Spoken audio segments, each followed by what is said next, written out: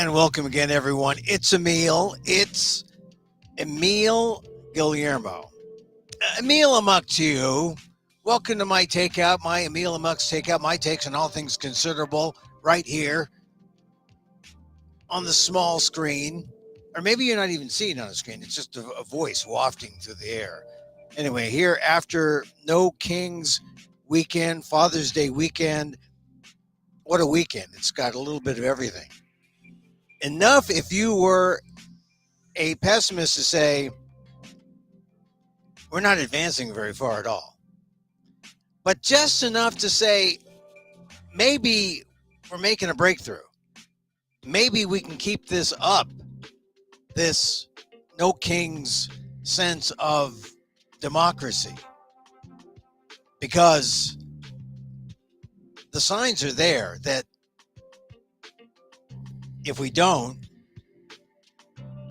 the country's going in a direction. It needs that sense of resistance. Otherwise, it will continue. And you know, nothing that happened over the weekend is enough to deter whatever the Trump administration wants to do. That's just a fact. They're not stopping. Although, it's funny because in terms of immigration, they're kind of pulling back because they need votes. They don't want to lose the white farmers, even though some white farmers are suing the Trump administration, saying that there are discriminatory practices against white farmers. And of course, some white farmers are upset because Trump went after their workers, and now we have Trump pulling back on that, saying he's not going to go after the workers, he's not going after a restaurant. So everything's confused, and it's all based on, are you a voter for Trump? If you like Trump, everything's all right. That's the message. If you vote for Trump, if you like Trump, then nothing you do is wrong. Possibly even the Minnesota shooter. And I say this because after he was captured on Sunday night, and they're making a big deal about it now. Now we got to protect our political political officials because this is a political act. But you know, deep down inside, no one will say it. But the reason that this man in Minnesota was enabled was because of the atmosphere that has been laid down by Donald Trump. If you're for him, if you're for his policies, if you do something unlawful, something illegal, like storm the Capitol and try to wrest away the election for him, you may be prosecuted, but you wait a while. Donald Trump will bail you out. If you're one of his minions who goes out and does things in the name of Donald Trump and not the country, hey, don't worry. In due time, you will be bailed out by Donald Trump. You will be pardoned.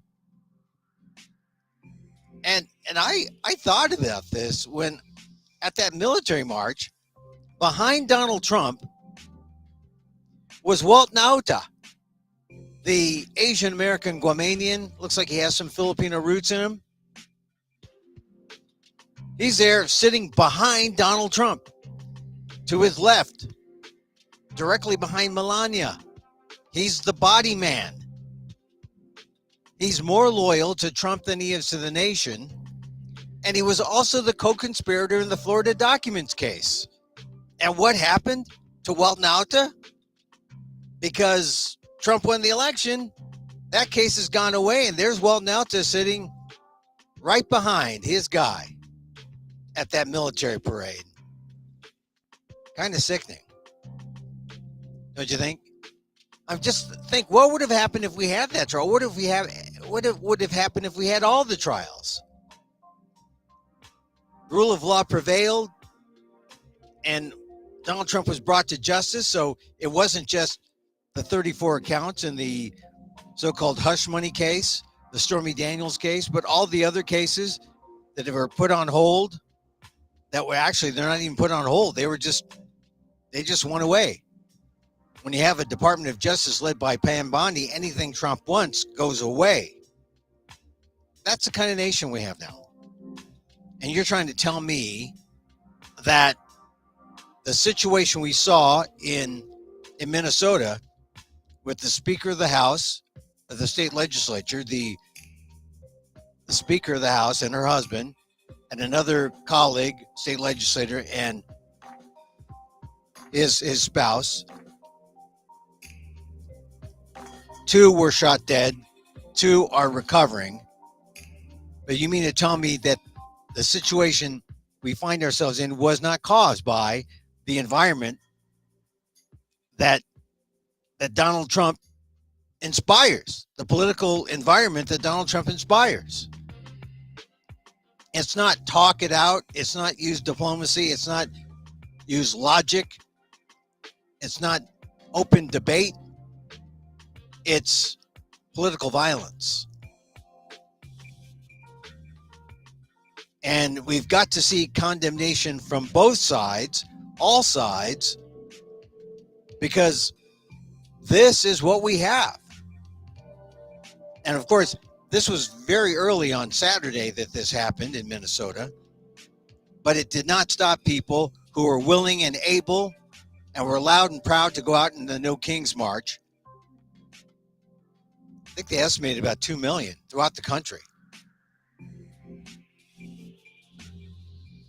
And that's great, because sometimes the Trump administration needs to see ongoing. It's not just about polls that aren't really great for the administration to begin with, but they've got to see a picture like the people out there marching in the streets to get a sense of what people really think about the administration and what they're doing. And of course, fortunately, there wasn't. I said this the other day. I said, fortunately, there wasn't any violence, but there was. There was a man shot and killed during the Salt Lake City protest, and we didn't see it really reported until Sunday, and we didn't see the man identified until late Sunday. But it turns out to be an Asian American Pacific Islander, Arthur Valasa Alu. Arthur Valasa Alu, 39, allegedly hit by a stray bullet shot by a quote-unquote peacekeeping volunteer at the protest in downtown Salt Lake City. The man told a man who said he saw this incident, a witness, told police that he and another volunteer spotted 24-year-old Arturo Roberto Gamboa acting suspiciously before pulling out an AR-15 from his backpack. They said they told him to drop the weapon, but he instead raised the weapon in a firing position and began to run toward the crowd. So they have Gamboa, who has been arrested on suspicion of murder, but the victim, Alu, died in a hospital despite life-saving efforts. And Alu, Arthur Falasa Alu, 39. According to reports, he was known as Afa. He was a Samoan American, a fashion designer who appeared on season 17 of Project Runway. He was also a guest a number of times in his local Fox station, just showing his designs, his clothing fashions. He was known throughout the Polynesian community there in Utah. And you know, the Polynesian community is a large one in Utah because of, the Mormons are big in their proselytizing ways. In Hawaii especially. So I know when I heard the name Arthur Falasa Alu, I thought, oh, Lu. Well, Lu's often an Asian name. You never know. And I thought, Falasa Alu sounds possibly Samoan, Polynesian, and sure enough, I saw an interview that he gave the Fox station a few years back, He's a Samoan, a proud Samoan, who was describing how he got into design by watching his mother sew. So here's this big, peaceful guy, Arthur Falasa Alu. He's in Salt Lake for that demonstration. No kings. He's marching, and he gets gunned down. I didn't hear about it until late yesterday, early this morning. And I was all ready to say, yeah, you know, Saturday and Sunday, it was a good day. We had all those people marching. We had fewer people at the military march in D.C. You know, this is what we wanted, right? We wanted to show a force, send a message to the world. The United States democracy is strong and alive, and the people here are standing up for their country, for their constitution, saying no kings.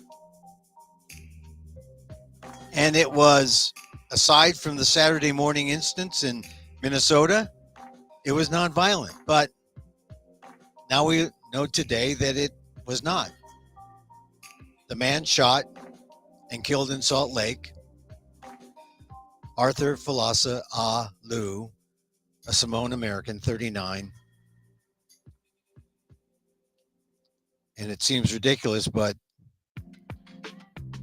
all we can do is offer thoughts and prayers. How about all we can do is to make sure that we continue the No Kings March or the No Kings sentiment in the name of Alu, Afa, Arthur Falasa Alu, aka Afa. You know, those big Samoan guys. I had some in my family. A cousin of mine married a Samoan guy. Big guys, right? And peaceful, loving, nonviolent, but big, right? They're big, so they're imposing figures. Notice the shooter, the alleged shooter, was a guy named Arturo Roberto Gamboa, 24. And this is a side of diversity we didn't expect to see. We saw the numbers in terms of people of color voting as a bloc, peeling off and voting for Trump, and that possibly was the margin for his victory, November 2024. And now we find that among those who consider themselves a peacekeeping force at this rally in Salt Lake, Arturo Roberto Gamboa with an AR-15 allegedly gunning down Afa, Arthur Falasa Alu. Sad, but remember Alu in your prayers, and remember as you find yourself flagging, wavering about, oh, is this fruitless? Can it go on? Can this resistance go? It can go on. For America and for Alu.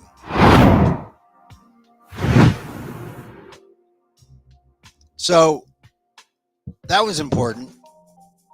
Meanwhile, news continues.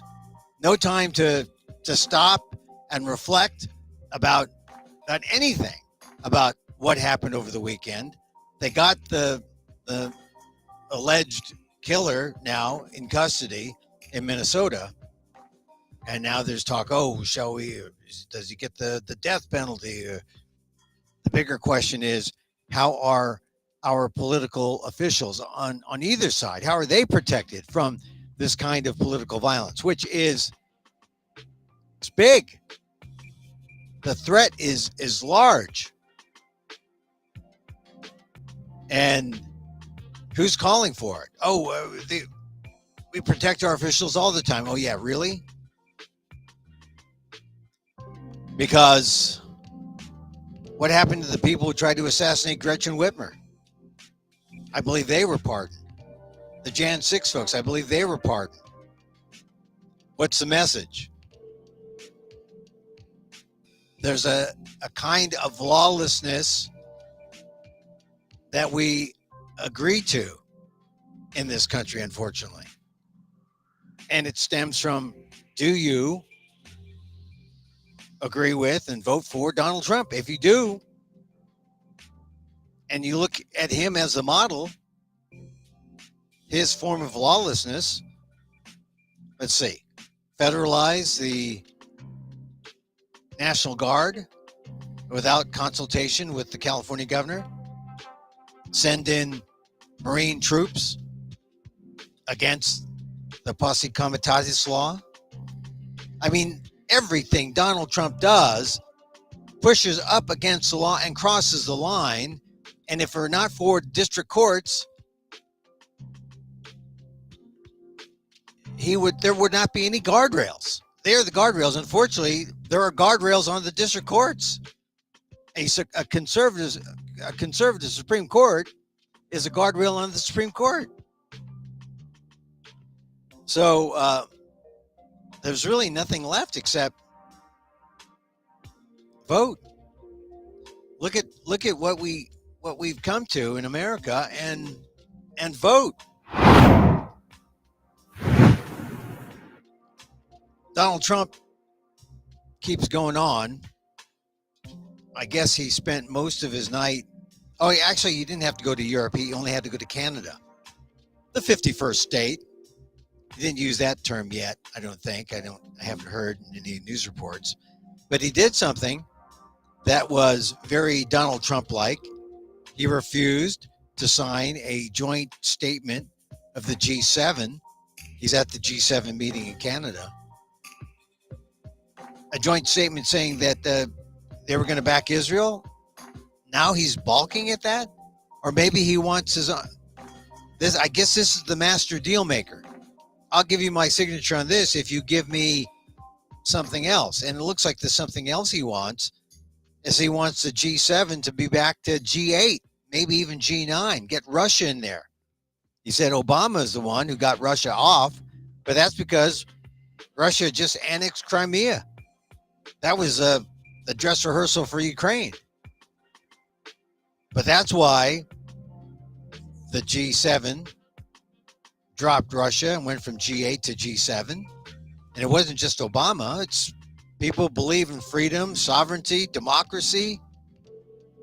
But Donald Trump doesn't believe in that. He believes in his buddies. And the very first thing out of his mouth when he met with the G7 today was not, "Hi, how are you? I'm happy to be amongst you."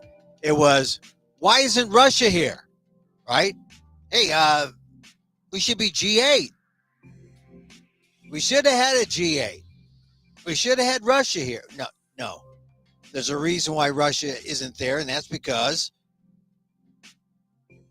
Russia is an autocracy, a dictatorship. That's not part of the G7. And I guess at some point, Donald Trump wants to be part of a G3, where it's just Russia, China, and the U.S. Just us autocrats, just us superpowers. So you imagine how the Canadians feel. They're hosting this, right? So you imagine how they must feel. Like,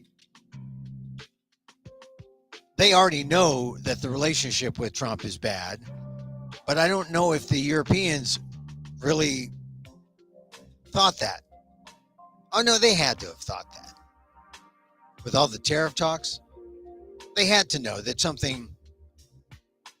the U.S. is not normal with a Donald Trump who pushes everything to the limit for his own self-serving ways. And it's hard to be a diplomat and know how to play your cards when you're dealing with a guy like Trump. Once once seen as, America is once seen as a, totally loyal ally. And now with Trump, it's like no one knows what they have.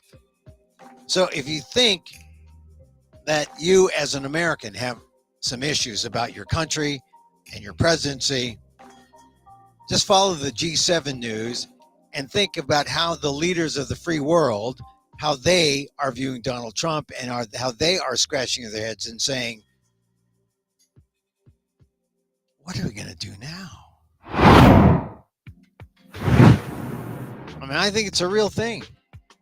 The allies we count on, the closest ally, Canada. There was Mark Carney.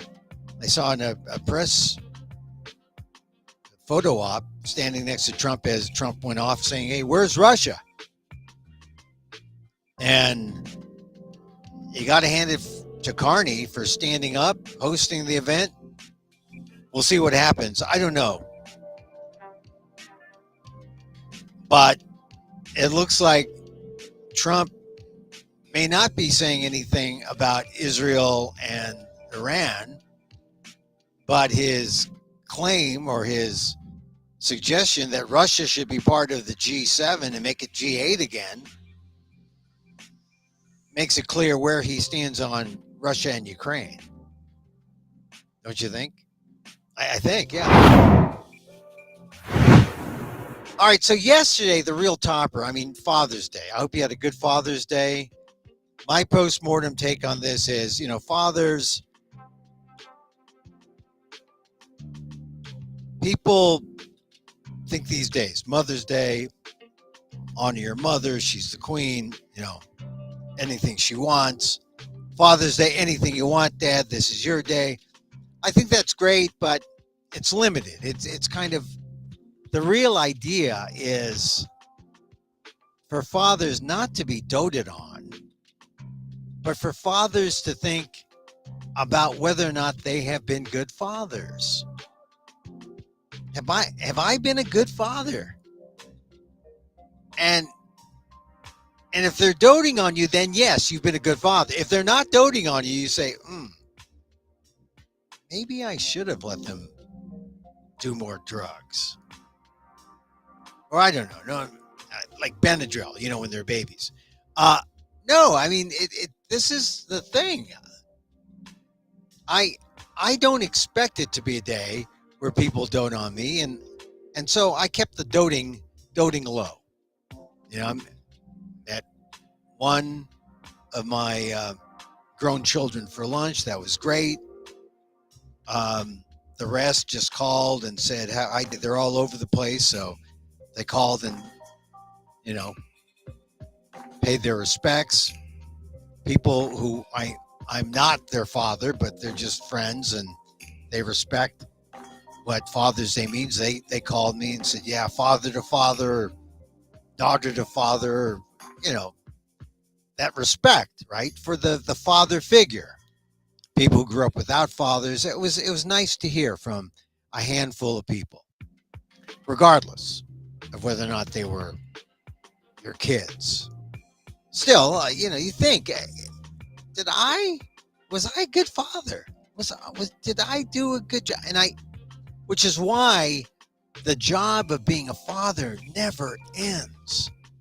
It just never ends. You're always trying to be, well, really the best human you can be. They're no longer kids. They're now grown. They're adult. They're still that distance between you, 10, 15 years or whatever, 20 years, a generation, right? A generation's difference. But it is more a day for self-assessment, I think, rather than they dote on you. They give you the things oh, what can I do? Don't do that. Stay there. I'll get it for you.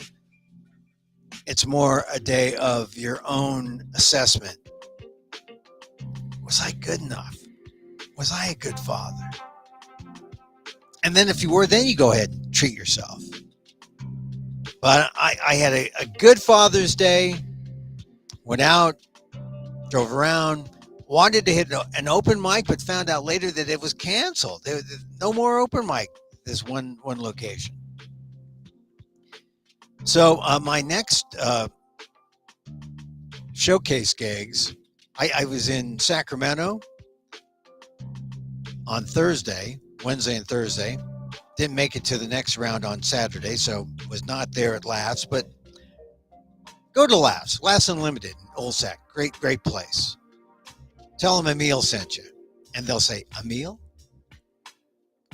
But no, really, a great place. I loved it. My 2 sets there. I'm going to do a set in Stockton coming up in a couple weeks, and then I'll be preparing for the Fringe festivals in Canada. So those are my next performances, and I'm always trying to get up at the Deaf Puppy in Manteca, so check me out there. So the capper to Father's Day had to be J.J.Spaun. Now, I'm the opposite of a scratch golfer, right? I guess that would be the high handicapper. The high handicapper is so handicapped. I can only play golf courses that have disability ramps. I'm that bad a golfer. I like to touch the ball. I like to hit the ball. They didn't tell me it's about hitting the ball less. The fewest times you hit that's how you score. But no, I like to hit the ball. And there was a time when I lived in Hawaii that I played some golf course like the Royal Kania. Is that still there? I played that one. And then, of course, I'd see all the golf tournaments when they came to the Hawaiian swing.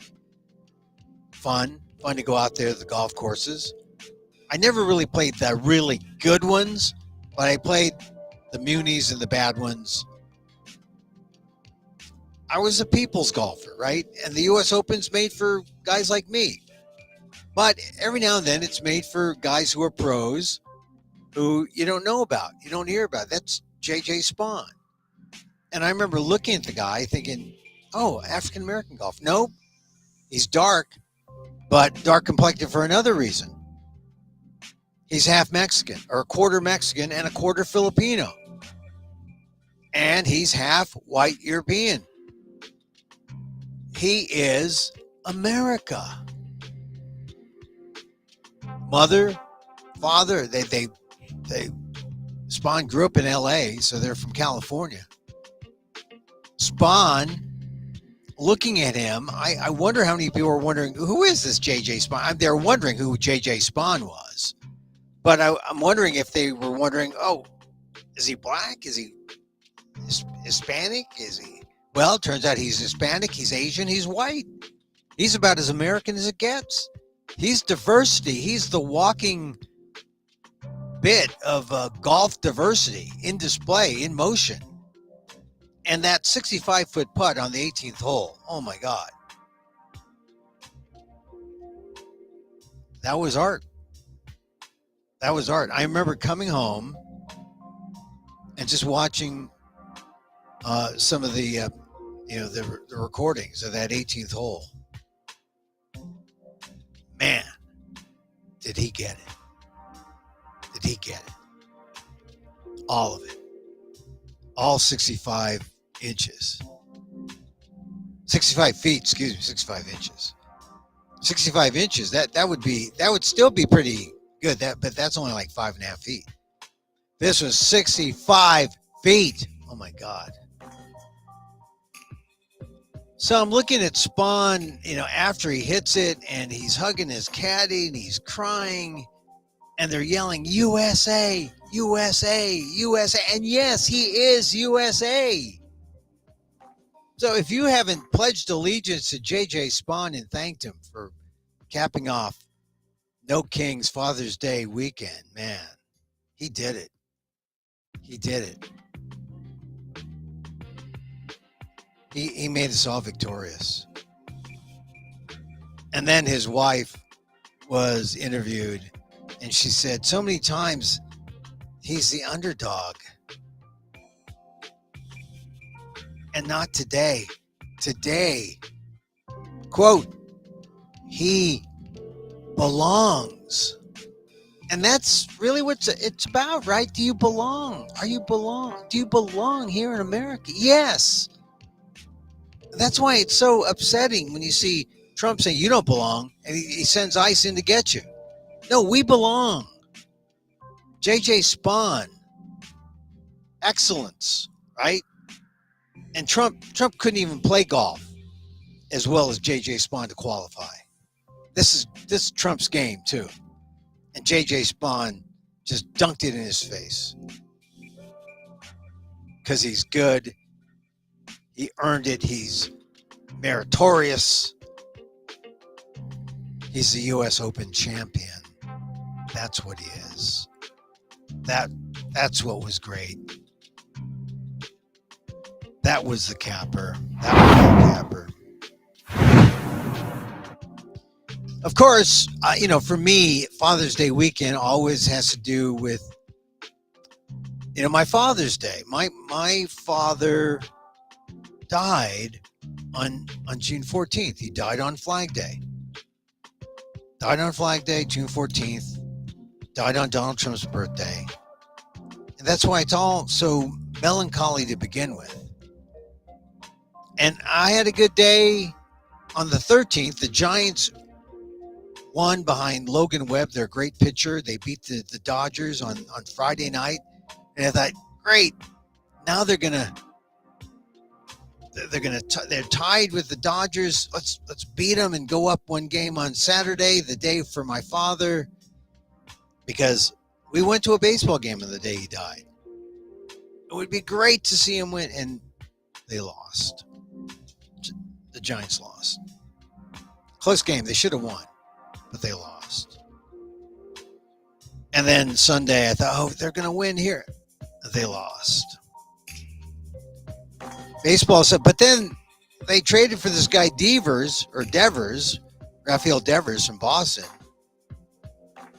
who might be the answer. I hope for the Giants' sake. My dad is still rooting for them. It was still a good day, even though the Giants didn't win.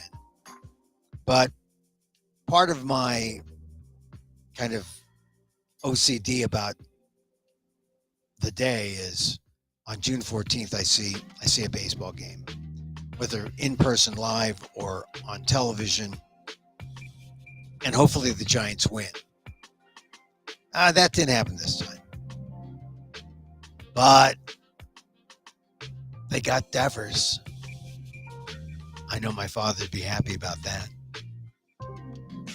And J.J.Spaun brought it home. A 65-foot putt on 18. Oh, my God. That was too good.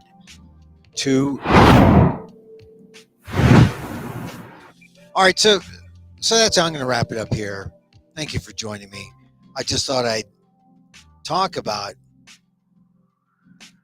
the Afu, the Samoan guy who died in Salt Lake. That is a big deal. Arthur Falasa Alu, a.k.a. Afa Alu. If you don't think you have the strength or courage to keep up the resistance, remember, Alu. Afa. Just 39. Died in Salt Lake City at a protest, at a No Kings protest. I mean, remember the people in Salt Lake City too, or rather in Minnesota as well. The speaker or other legislators, their spouses. Remember them. But that was in their homes. That wasn't at a rally. And after we had the Minnesota shootings, how many people were too scared to go? How many people saw that as an intimidating factor? And then Salt Lake, it happened. And he wasn't identified until Sunday night. And now it's really hits home. a marcher, a peace protester, a No Kings rallier, an AAPI, Arthur Lu. Remember him. We like to close our shows with a little loving kindness, a little meditation. Because the more you send out, the more you get back in return. That's the idea. And so as I wish for me, I wish for you. May you be safe. May you be happy. May you be healthy. And may you live with ease. Emil Guillermo here. Till next time. Mahal Kita.